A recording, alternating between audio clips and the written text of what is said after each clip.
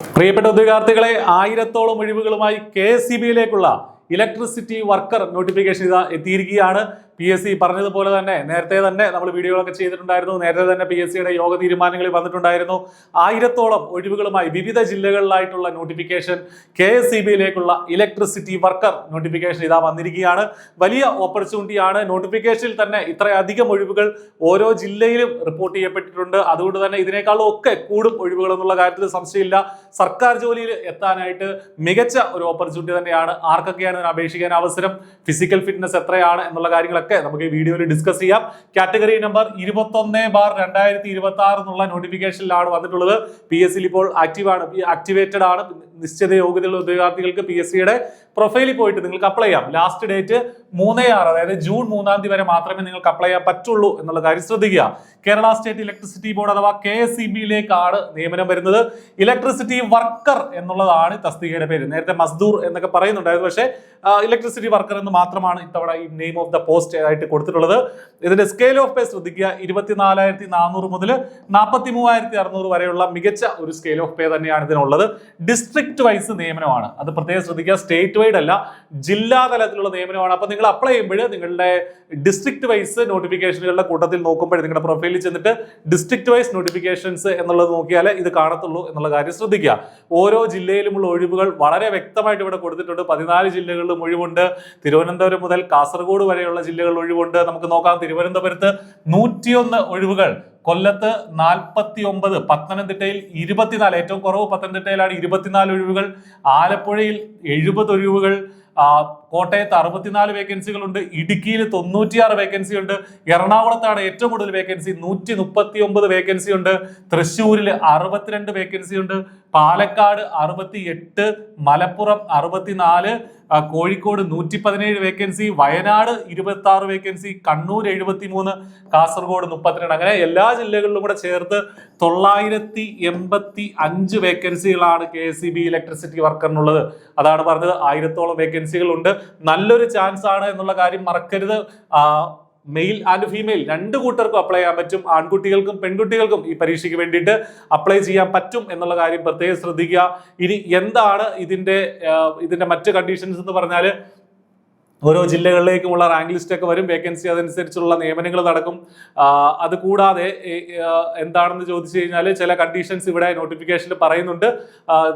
In the case of candidates applying for a district wise election, Idukki, Wayanad and Kasaragod districts working arrangement, deputation, transfer and mutual transfer will not be allowed for at least 10 years if they are appointed from the rank list of those districts. അത് പ്രത്യേകം ശ്രദ്ധിക്കുക. ഇടുക്കിയിലും വയനാട്ടിലും കാസർഗോഡും ഒരാൾക്ക് ഏത് ജില്ലയിൽ വേണമെങ്കിലും apply ചെയ്യാം. അപ്പോൾ ഇടുക്കിയിലും വയനാട്ടിലും കാസർഗോഡിലുമാണ് നിങ്ങൾ അപ്ലൈ ചെയ്ത് നിങ്ങൾക്ക് അവിടെ നിയമനം കിട്ടുന്നെങ്കിൽ 10 വർഷത്തേക്ക് അവിടുന്ന് ട്രാൻസ്ഫർ ഉണ്ടാവില്ല എന്നുള്ള കാര്യം ഇവിടെ കൃത്യമായിട്ട് പറഞ്ഞിട്ടുണ്ട്. അപ്പോൾ അതൊക്കെ വളരെ കൃത്യമായിട്ട് നോക്കുക. മറ്റ് ട്രാൻസ്ഫറിന്റെ കാര്യങ്ങളൊക്കെ ഇവിടെ പറയുന്നുണ്ട്. 5 വർഷം കണ്ടിന്യൂസ് സർവീസ് ഒക്കെ ഉണ്ടെങ്കിൽ മറ്റ് ജില്ലകളിൽ നിന്നുള്ള ട്രാൻസ്ഫർ ഉണ്ടാവുന്നുള്ളൂ എന്നുള്ള കാര്യങ്ങളൊക്കെ പറയുന്നുണ്ട്. ഇനി ഏജ് ലിമിറ്റ് പ്രധാനപ്പെട്ട സംഗതിയാണ്. ഏജ് ലിമിറ്റ് എന്താണ്? 40 വയസ്സ് വരെയുള്ളവർക്ക് ഈ പരീക്ഷയ്ക്ക് വേണ്ടിയിട്ട് അപ്ലൈ ചെയ്യാം. 18 മുതൽ 40 വയസ്സ് വരെയുള്ളവർക്ക് അപ്ലൈ ചെയ്യാം.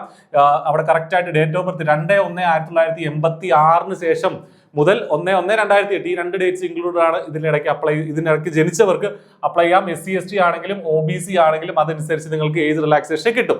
ഓക്കെ, മാക്സിമം ഏജ് ലിമിറ്റ് ഒരിക്കലും 50 വയസ്സിന് മുകളിലേക്ക് പോകാൻ പാടില്ല എന്ന് പറഞ്ഞിട്ടുണ്ട്. ഇനി എന്താണ് ഇതിന്റെ ക്വാളിഫിക്കേഷൻസ് എന്നുള്ളതാണ് നമ്മൾ അറിയേണ്ട ഏറ്റവും പ്രധാനപ്പെട്ട സംഗതി. ക്വാളിഫിക്കേഷൻസ് എന്തൊക്കെയാണെന്ന് ഇവിടെ കൊടുത്തിട്ടുണ്ട്. 10ാം ക്ലാസ് പാസ്സായിരിക്കണം എന്നുള്ളതാണ് ഏറ്റവും പ്രധാനപ്പെട്ട സംഗതി. ഇത് ആദ്യമായിട്ടാണ് ഇങ്ങനെ വരുന്നത്. കഴിഞ്ഞ തവണ വരെ ഇതല്ലായിരുന്നു ക്വാളിഫിക്കേഷൻ എന്നുള്ളത് ശ്രദ്ധിക്കുക. 10ാം ക്ലാസ്സിന് താഴെയായിരുന്നു. 10ാം ക്ലാസ് പാസ്സായിട്ടുണ്ടാവണം. കൂടാതെ ഗവൺമെന്റ് അപ്രൂവ്ഡ് 2 year നാഷണൽ അല്ലെങ്കിൽ state trade certificate in electrician or wireman. Electrician അല്ലെങ്കിൽ വയർമാനിൽ നിങ്ങൾക്ക് നാഷണൽ ട്രേഡ് സർട്ടിഫിക്കറ്റ്, അതായത് NTC ഉണ്ടായിരിക്കണം. അല്ലെങ്കിൽ അതായത് ITI നിങ്ങൾ പഠിച്ചിട്ടുണ്ടാവണം. അത് ഒന്നുകിൽ NCVT സർട്ടിഫിക്കറ്റ് അല്ലെങ്കിൽ SCVT സർട്ടിഫിക്കറ്റ് മതി. ITI 2 വർഷത്തെ ITI ഏത് ട്രേഡിൽ? ഇലക്ട്രീഷ്യൻ ട്രേഡിൽ അല്ലെങ്കിൽ വയർമാൻ ട്രേഡിൽ ITI നിങ്ങൾ പഠിച്ചിട്ടുണ്ടാവണം എന്നുള്ളതാണ്.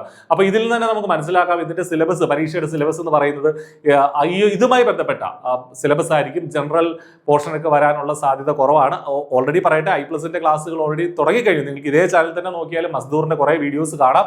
നിങ്ങൾക്ക് അതിൽ I+ന്റെ കോഴ്സിൽ ഇപ്പൊ ജോയിൻ ചെയ്യാനും സാധിക്കും. ഇത് മാത്രമല്ല ഫിസിക്കൽ സ്റ്റാൻഡേർഡ്സും കൂടെ നമ്മൾ പാലിക്കേണ്ടതായിട്ടുണ്ട്. അപ്പോൾ മെയിൽ കാൻഡിഡേറ്റ്സ് ആണെങ്കിൽ മിനിമം ഹൈറ്റ് അവർക്ക് ഉയരം ഉണ്ടാവണം. മിനിമം ഹൈറ്റ് 5 അടി 2 ഇഞ്ച് ഹൈറ്റ് വേണം. സെന്റിമീറ്ററിൽ പറയുകയാണെങ്കിൽ 157.48 സെന്റിമീറ്റർ ആണുങ്ങൾക്ക്. പെണ്ണുങ്ങളാണെങ്കിൽ ഫീമെയിൽ കാൻഡിഡേറ്റ്സ് ആണെങ്കിൽ 4 അടി 9 ഇഞ്ച് ഹൈറ്റ് വേണം. സെന്റിമീറ്റർ പറയുകയാണെങ്കിൽ 144.78 സെന്റിമീറ്റർ ഹൈറ്റ് ഉണ്ടാവണം. കൂടാതെ കളർ ബ്ലൈൻഡ്നെസ് ഉണ്ടാവാൻ പാടില്ല. ഫ്രീ ഫ്രം കളർ ബ്ലൈൻഡ്നെസ് എന്നും പറഞ്ഞിട്ടുണ്ട്. അതിന് പുറമെ ഫിസിക്കൽ ടെസ്റ്റ് കൂടെ ഉണ്ട്. എന്താണ് ഫിസിക്കൽ ടെസ്റ്റ്? റാങ്ക് ലിസ്റ്റിൽ എത്തുന്ന ഉദ്യോഗാർത്ഥികളെ സംബന്ധിച്ച് PSC ഒരു ഫിസിക്കൽ ടെസ്റ്റ് കൂടെ നടത്തിയ ശേഷം മാത്രമേ എന്ത് ചെയ്യുള്ളൂ, നമ്മുടെ സർവീസിലേക്ക് പ്രവേശിപ്പിക്കുകയുള്ളൂ.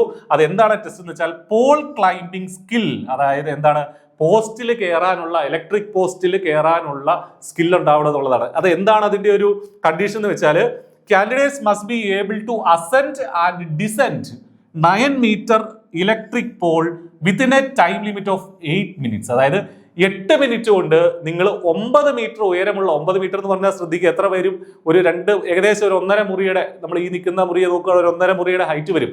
അപ്പോൾ അത്രയും ഹൈറ്റ് ഉള്ള ഒരു ഇലക്ട്രിക് പോൾ അല്ലെങ്കിൽ ഒരു ഇലക്ട്രിക് പോസ്റ്റിൽ 8 മിനിറ്റ് കൊണ്ട് കയറി ഇറങ്ങണം. ആ ഒരു സ്കില്ലും കൂടെ നിങ്ങൾക്ക് ടെസ്റ്റ് ചെയ്യപ്പെടും. അത് പ്രത്യേകം ശ്രദ്ധിക്കുക. അപ്പോൾ നിങ്ങൾ പഠിച്ച് കുറച്ച് കഴിയുമ്പോൾ ഈ ഇലക്ട്രിക് പോസ്റ്റ് ക്ലൈംബിംഗ് കൂടെ നിങ്ങൾ പരിശീലിക്കേണ്ടി വരും എന്നുള്ള കാര്യം കൂടെ ശ്രദ്ധിക്കുക. The proficiency of the candidate shall be assessed in a practical test to be conducted by the Kerala PSC at the time of the selection. അപ്പോൾ ഇത് എഴുത്തു പരീക്ഷ മാത്രമല്ല, ഇതിനൊരു പ്രാക്ടിക്കൽ ടെസ്റ്റും കൂടെ ഉണ്ടാവണം എന്നുള്ളതാണ്. കൂടാതെ മെഡിക്കൽ സർട്ടിഫിക്കറ്റ്, എന്താ ഫിസിക്കൽ ഫിറ്റ്നസ്, നിങ്ങൾക്ക് ഫിസിക്കൽ ഫിറ്റ്നസ് നിങ്ങൾ must be physically fit for outdoor works and physical fitness shall be, അതായത് ഔട്ട്ഡോറിൽ വർക്ക് ചെയ്യാനുള്ള ഫിസിക്കൽ ഫിറ്റ്നസ് നിങ്ങൾക്ക് ഉണ്ടാവണം. കൂടാതെ വിഷൻ, കളർ ബ്ലൈൻഡ്നെസ് ഉണ്ടാവില്ല എന്നുള്ള ഒരു മെഡിക്കൽ സർട്ടിഫിക്കറ്റ് കൂടെ ഇവിടെ ഒരു ഫോർമാറ്റ് കൊടുത്തിട്ടുണ്ട്. അതും കൂടെ നിങ്ങൾ, ഇതിപ്പോഴല്ല, ഷോർട്ട് ലിസ്റ്റിലൊക്കെ വന്ന ശേഷം മതി. ഈ ഒരു അസിസ്റ്റന്റ് സർജനിൽ കുറയാത്ത റാങ്ക് ഉള്ള ഒരു മെഡിക്കൽ ഓഫീസറെ കൊണ്ട്, ഗവൺമെന്റ് മെഡിക്കൽ ഓഫീസറെ കൊണ്ട് നമ്മൾ സൈൻ ചെയ്ത് വാങ്ങിപ്പിക്കണം എന്നുള്ളതും കൂടെ വളരെ ഇമ്പോർട്ടന്റ് ആണ്. അപ്പോൾ ഇത്രയും കാര്യങ്ങളാണ് ഈ ഒരു നോട്ടിഫിക്കേഷനുമായി ബന്ധപ്പെട്ട് പറയാനുള്ളത്.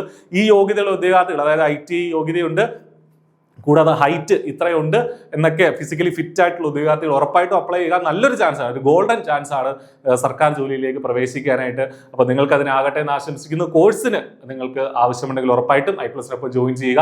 വളരെ ചെറിയ ഫീസിൽ i+ന്റെ കോഴ്സിൽ ജോയിൻ ചെയ്യാം. All the best. Thank you.